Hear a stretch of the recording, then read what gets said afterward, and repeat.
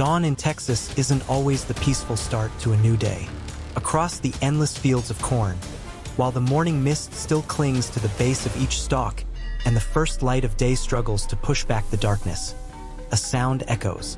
Not a rooster's crow, not the hum of a tractor springing to life, but a guttural, rasping roar rising from the tree line, like the unholy cry of something dark and ancient. It's the sound of wild hogs. Joe Hargrove stands silently by the weathered wooden fence, his hunting rifle slung loosely over his shoulder, eyes clouded with sorrow as he watches the dark shapes tearing through his field. Yesterday, that land was still a dream. Rows of bright green corn, tall and trembling in the wind, soaking in the sun's promise. A promise of harvest, of a season bountiful enough to pay off the bank, send his daughter to college, and keep the family farm alive for another generation. Today, all that remains is wreckage. Uprooted earth, trampled stalks, and gnarled roots jutting up like clotted veins from the heart of the land. Joe doesn't cry. Farm men don't cry easily. But his eyes are bloodshot, not just from lack of sleep.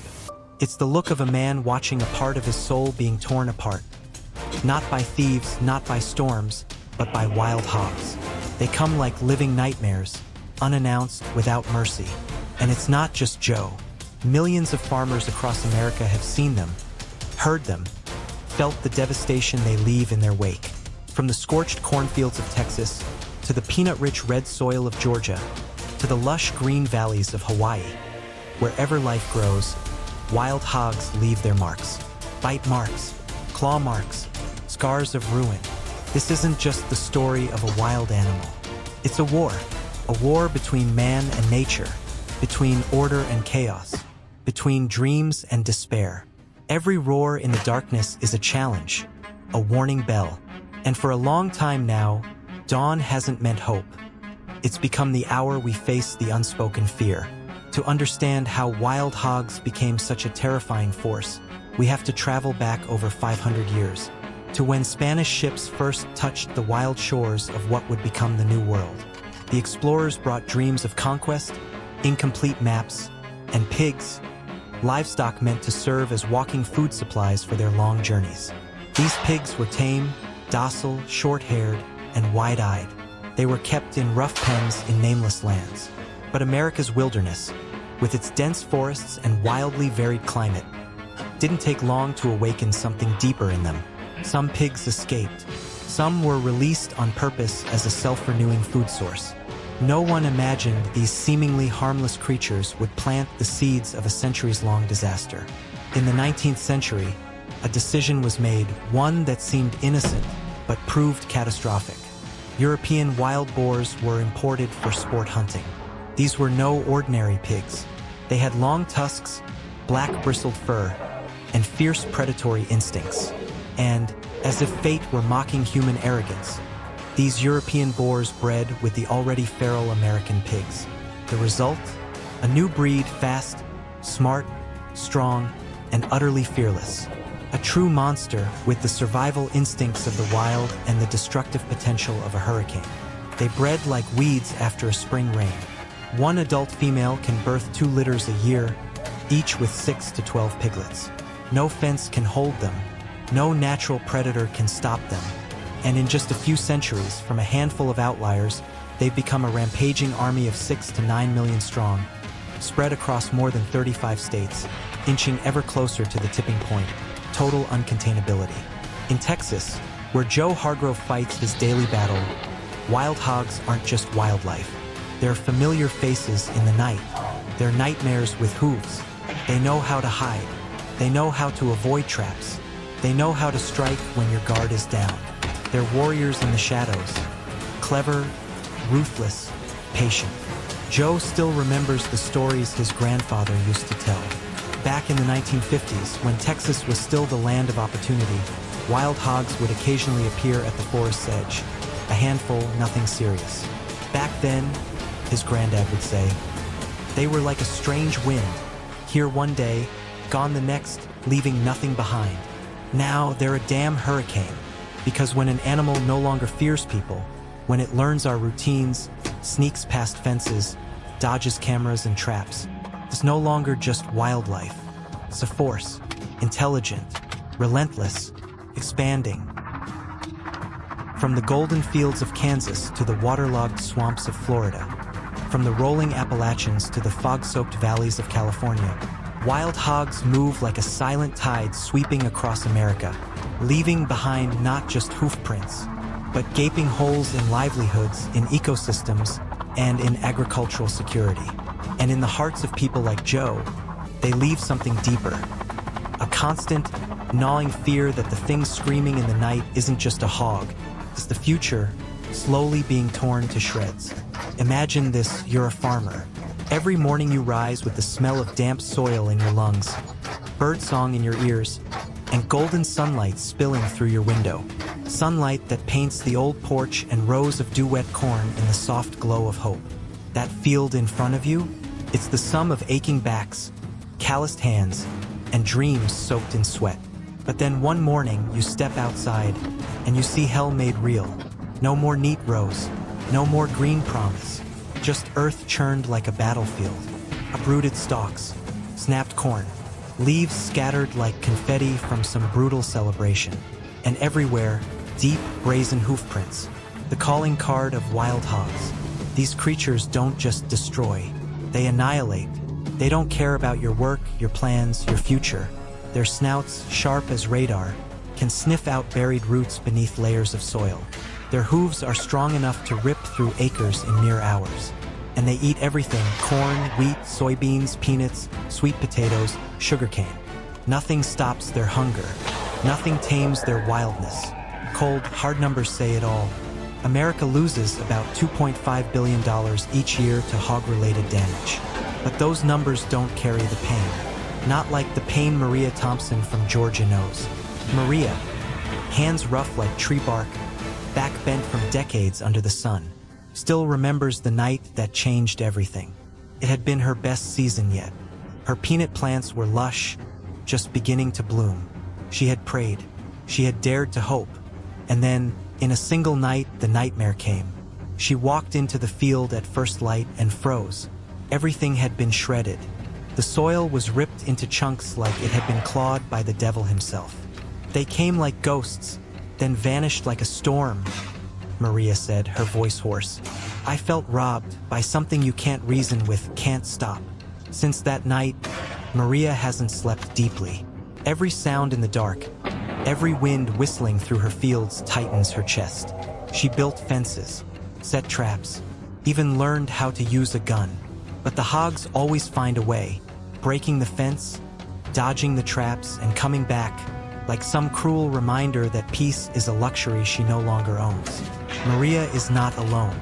The hoofprints of wild hogs have left thousands of scars across America's farmland. Not just visible ones, emotional ones. They destroy irrigation systems, dig up water channels, fight through electrical lines and farming equipment. In some places, they even crash through greenhouses, turning rows of tender young plants into chaos. Every hog's footprint isn't just a dent in the dirt, it's a wound in a farmer's soul. And each morning, instead of praying for rain or sun, they pray for something simpler. Please, don't let the hogs come back. If ruined fields are the visible wounds, there's a darker danger. One that can't be seen or heard, but can kill a family, a herd, even an entire industry. Disease from wild hogs. They aren't just gluttons. They're walking biohazards, carriers of dozens of bacteria, viruses, and parasites. Invisible enemies that spread through blood, urine, and contaminated soil, infiltrating barns, infecting livestock, even threatening human lives.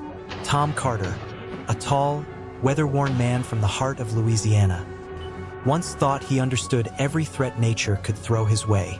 He raised cattle just like his father and grandfather before him, on pastures where golden sunsets kissed the grass and baby calves danced around their mothers. That was his peace, until the hogs came, started with strange signs: torn up grass, muddy trails along the creek, fence lines bent out of shape. And then one bitter morning, Tom found a dead calf, stiff, eyes wide open, frozen in the frost. He thought it was a coyote, but it wasn't. It was a hog, and it hadn't just killed.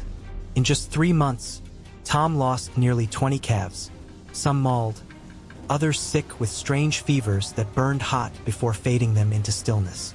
The vets gave it a name, leptospirosis, a disease carried by wild hogs that can spread to humans. Brucellosis, African swine fever, names that once sounded distant, foreign, now creeping silently into farms across America. They don't need to attack, Tom said, eyes dark with exhaustion. Their presence alone is enough to bring death. He began spending hours each day disinfecting, vaccinating, rebuilding fences. Cost soared. Time with his animals shrank. And the fear, it never left, because it wasn't just the cattle at risk anymore. It was the people, too. In a small Texas town, a 12-year-old boy named Lucas was rushed to the hospital with a raging fever, slipping in and out of consciousness. All he had done was play near the creek behind his house, a stream that was once crystal clear and cool. Now it ran murky and tainted. The wild hogs had been there. They'd urinated in the water, churned up the mud, stirred invisible sickness into the flow. By the time his family understood what had happened, it was almost too late. Lucas survived, but the weeks in the hospital were a nightmare no one wanted to relive. "We used to think wild hogs only ruined crops," his mother said through tears. "But now I know they steal your sleep. They steal your child's safety. Wild hogs are omnivores. They eat everything, from fallen fruit and tubers to rotting carcasses. And in doing so, they become walking petri dishes. Bacteria, parasites, disease eggs. Just one lick, one scratch, one sip of dirty water, and the door is open. Sickness walks in. Experts call them mobile disease reservoirs. But to the people living with them, there's something worse, an invisible curse, a creeping shadow that keeps you from ever feeling safe. Because when nature strikes with fury, it tears things apart. But when it poisons you slowly, silently, that's when you're truly powerless. If humans can count the ears of corn destroyed, the calves lost, nature keeps track in a different way, through absence. The absence of birdsong, of a bush that never grows back, of a forest that once whispered with wind, now silent as a tombstone. Wild hogs aren't just the farmer's enemy. They are a black flood, an invading force unraveling the fragile web of America's ecosystems. They don't march with swords, but they leave behind destruction as brutal as any army. In Hawaii, a paradise where sky kisses earth, the rainforests once exploded with color. Birds sang from the treetops. Native flowers bloomed like bursts of living fire. Then came the hogs. They didn't fly like birds, didn't climb like monkeys, didn't sing with the wind, but they could dig. With hooves like blades and snouts like living backhoes, they ripped into the soft soil, tore through young roots, collapsing entire ecosystems from the ground up. Low-lying bird nests were trampled without remorse. Rare plants, decades in the making, were shredded in hours. They devoured everything, useful or useless, as if testing the very limits of ruin. In Florida, the Everglades were once a sanctuary, a living green quilt of swamp and life, where fish, birds, snakes, and plants breathed in harmony. Now, wild hogs have torn that rhythm apart. They root up the already fragile soil. Erosion spreads. Trees fall. The waters darken. A system born of millions of years now bleeds out, inch by inch. Dr. Emily Rivera, a seasoned ecologist, gave 10 years of her life to the Everglades. She remembers the first time she saw what wild hogs had done. It was a summer morning, and she'd taken her students to survey a lush, native plant zone. What they found instead was a scar, a barren patch of cratered earth, stinking of torn soil. Precious ferns lay dead. Endemic snails baked in the dry sun. "I felt like I had been uprooted, too," Emily said, her eyes shining with tears. "I didn't just lose a plant species. I lost an entire living community. The hogs don't know what they're destroying, and that's the most terrifying part. They don't care if it's old-growth forest or prairie, native or invasive. They just dig. They just eat. They just breathe, as if consumed by a hunger with no end. And wherever they go, weaker species must retreat. Fawns find no grass to graze. Sea turtles find no sand to nest. Endangered birds find no branches to rest. Whole food chains, entire microworlds, shatter like glass dropped onto tile. Wild hogs don't need military tactics to invade. They are survival instincts unchained, a feral hunger unleashed in a world without fences. And when they take land, the loser isn't just mankind. It's nature itself. No one wants to hunt on their own land. No one wants to turn their fields into battlefields. But when wild hogs arrive, uninvited, unstoppable, farmers have no choice but to rise, grab a gun, and fight for what's left. The war against wild hogs is unlike any battle humanity has ever faced. The enemy carries no flag, has no leader, no plan, but it has instincts, numbers, and a terrifying persistence. It doesn't negotiate, comes only to eat, destroy, and multiply. In Texas, where hogs have become a living nightmare, officials have turned to unprecedented tactics. Helicopter hunting. Each day, choppers sweep the skies, sharpshooters firing at herds below. Gunshots echo like evening bells, cold, deliberate, final. But the impact, like throwing stones into a rising tide. Kill one, 10 more are born. Clear one nest, 3 more surface at the forest's edge. It's the wild hog's breeding rate that breaks spirits the fastest. They reproduce like the world is ending, like their only mission is to ensure their kind will never disappear. So people build traps, massive steel drop gates big enough to catch whole herds. These are no ordinary pens. They're rigged with cameras, sensors, and sophisticated triggers. But it's like facing an enemy that evolves. The hogs learn. They watch. They test. They avoid traps as if they'd studied them. In many cases, farmers have found signs not just of avoidance, but sabotage.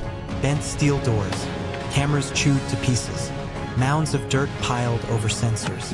Who still dares to call them just animals? Some states have tried poison, slow-acting toxins hidden in bait, but outrage followed. Who could guarantee that poison wouldn't seep into the soil, run off into streams, kill scavenger birds, or sneak its way into the very food chain humans depend on? Joe Hargrove, the farmer we first met, is no longer just a victim. He's a quiet soldier in a war with no name. Each night, he patrols his fence line, rifle in hand, eyes scanning every scratch, ears tuned to every rustle of wind. He sets traps, installs floodlights, plays predator sounds through loudspeakers. But there's no hate in his gaze, only the quiet sorrow of a man who kills to survive. "I don't hate them," Joe says, his voice rough from the night wind. "They're doing what nature demands of them, and I'm doing what I have to." Behind every gunshot is a sigh, because no one wants to be a destroyer, especially not on the land that raised them. But they know, if they don't act, they'll lose everything.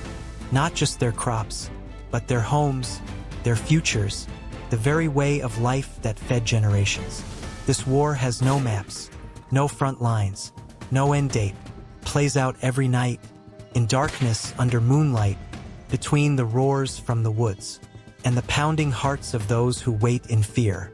It is the quietest war, but the most relentless. When darkness falls, people look for light, even if it's just a flicker at the horizon's edge. And in this long war against wild hogs, amid shattered fields, ruined barns, and sleepless nights, people still cling to hope, fragile though it may be, like a candle flickering in a hurricane. Scientists have joined the battle, not with bullets or cages, but with brains. They're working on sustainable, bloodless solutions.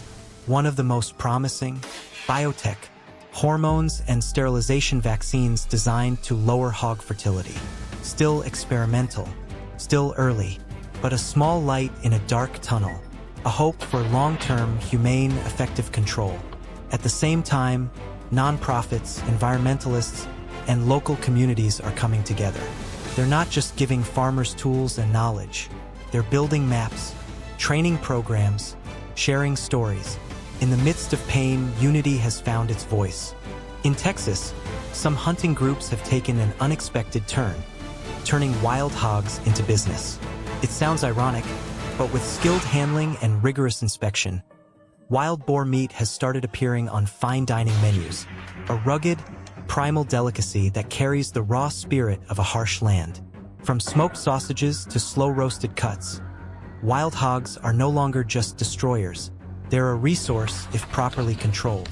Maria Thompson, the woman who once wept in her ruined peanut field, is standing strong again.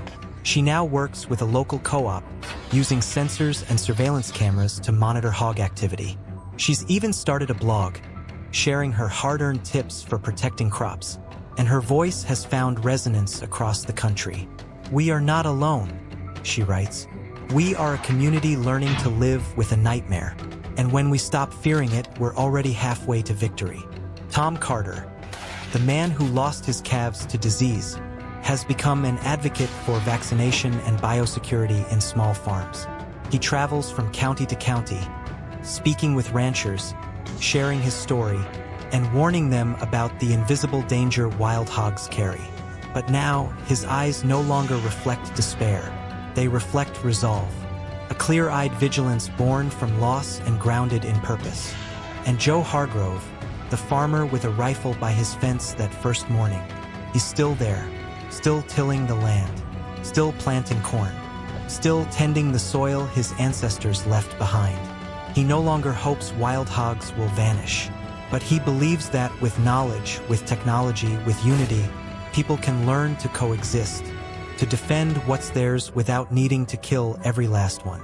"We used to think nature was something to conquer," Joe says, "but maybe we need to learn how to live with it, even with our most difficult enemies." In the quiet after the battles, small voices rise, a child laughing as they run through the corn, the hammering of a farmer repairing a fence, the engine of a tractor starting a new day.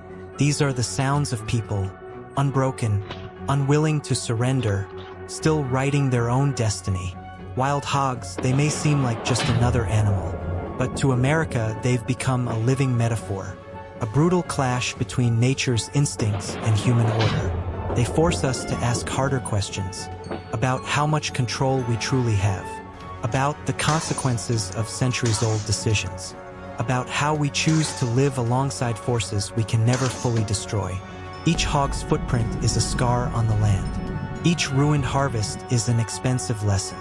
But every person who rises from the wreckage, who keeps planting, keeps building, keeps dreaming, is a flickering light in the dark.